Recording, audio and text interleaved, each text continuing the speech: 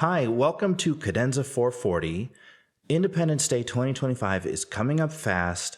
America will be turning 249, meaning we have just 1 year to prepare for the big quarter millennial.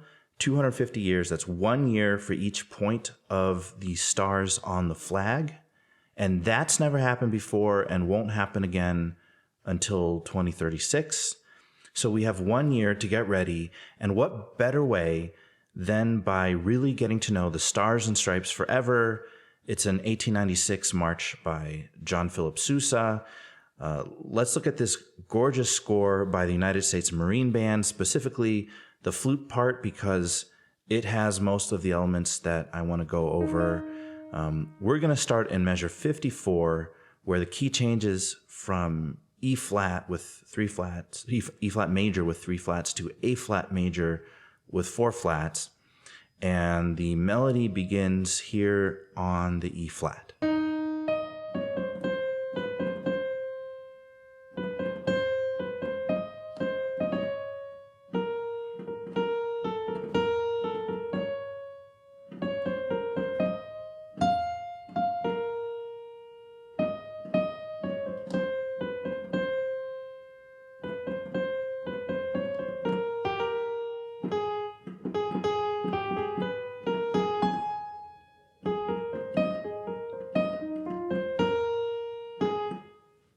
All right, let's layer in the underlying chords here. It's going to be mostly like a 1-4-5 kind of chord structure, but we're going to have a special appearance from some very, very nice chords here.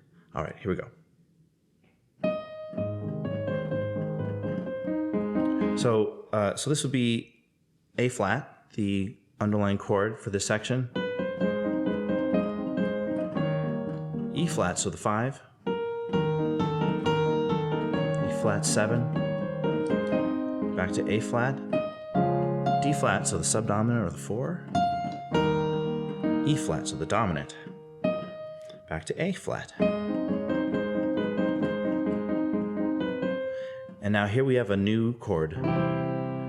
C major, so that's the 3rd or the mediant. And an even nicer version of C would be the C7 flat 9.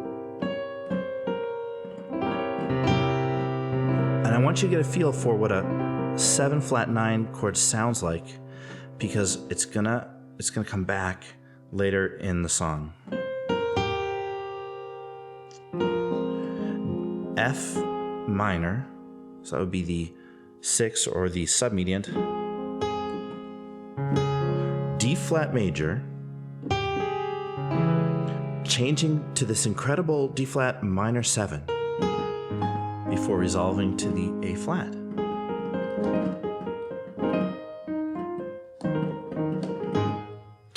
All right, the next part of the song, the flute part, is missing a lot of the notes here, but it's something like this. Okay. And that gets us to this C minor chord. Such a C major chord.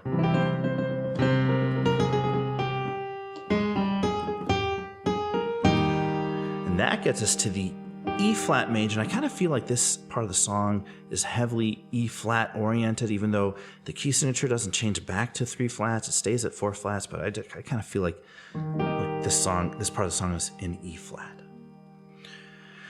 Okay, so from here, we have a very nice arpeggio, and it's our old friend. E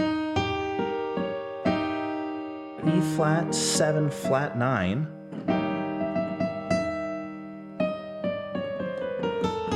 And it falls down, the melody falls down chromatically from that flat 9, skips 1 note towards the end here, skips 1 note, so that we can, it's skipping the G natural so that we can get to the next arpeggio, which is again a 7 flat 9, but this time it's an F. So a whole step above what we just played in E flat.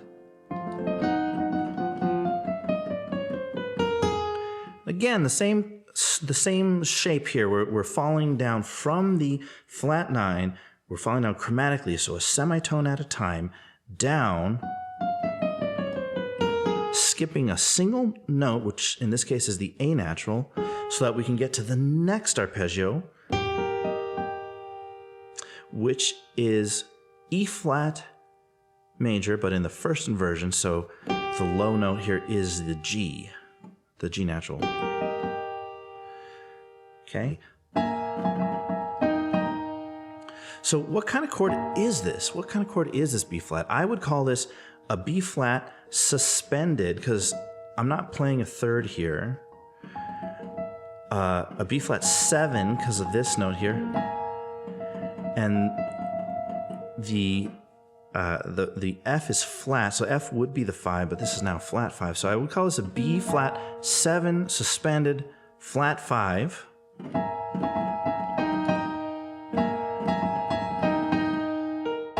When do you hear something like this? Like, who uses chords like this? To me, this has the feel of the Phrygian dominant scale.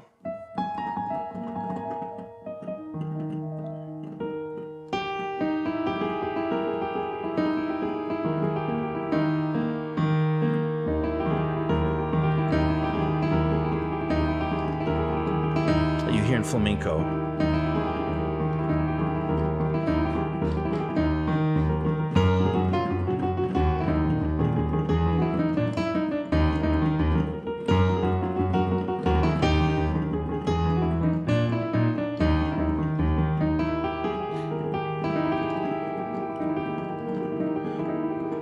So yes, there's an element of flamenco in this incredible piece, Stars and Stripes Forever by John Philip Sousa. So anyway, we get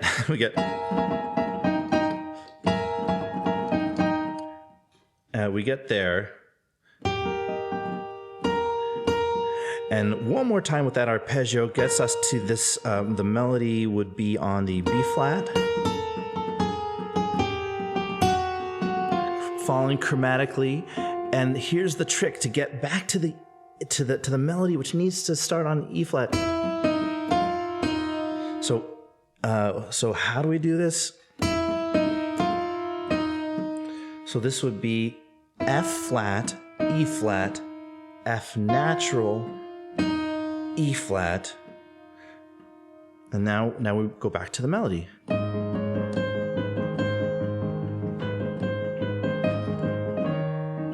Right? But then in measure 110, we have this piccolo solo. It's just incredible. This is the grandioso section of the piece.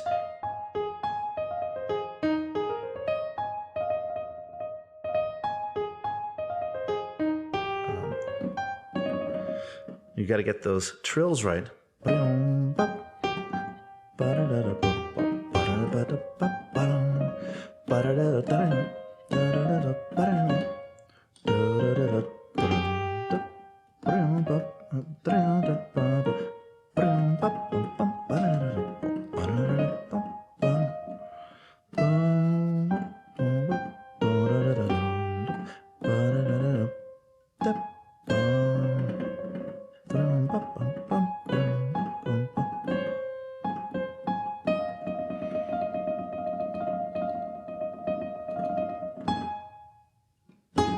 All right, and I wanted to end today's study by going to the very beginning of the song, that E flat major proper portion of the song with the 3 flats.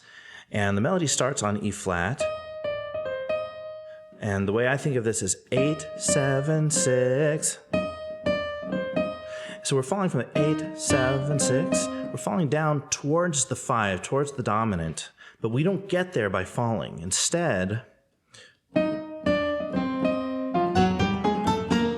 we pick ourselves up and approach it from another angle. Now we go up from 2 with a lot of power. We go uphill and get to where we want to go kind of the hard way.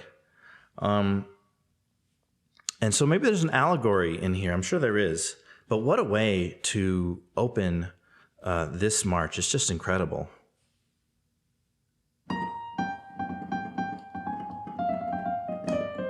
And I wanted to talk about this grace note here in measure 8. So the way I think about grace notes is, well, you have a measure, you have a musical measure, and it's like a container between two bars, and it has a set volume to every measure, okay? And every note that you put in a measure displaces some of that volume. So a quarter note displaces a quarter of the volume available in a measure. So in measure 8, where you have 4 quarters for staccato. The staccato doesn't matter, but you have 4 quarter notes. You've now displaced all of the available volume in that measure. There's no more volume available for any other note. Yet you have this grace note in measure 8. So how did it get in there? And so the way I think about grace notes is that they are extra dimensional, in that they are in the container, but they don't disturb. They don't displace the same volume that the regular standard notes are taking up. And so you can squeeze it in there because it doesn't disturb the other ones. It's in its own dimension. So, well, it just makes it sound like a little quick note. Maybe that's the easiest way to explain it. It's a very quick note.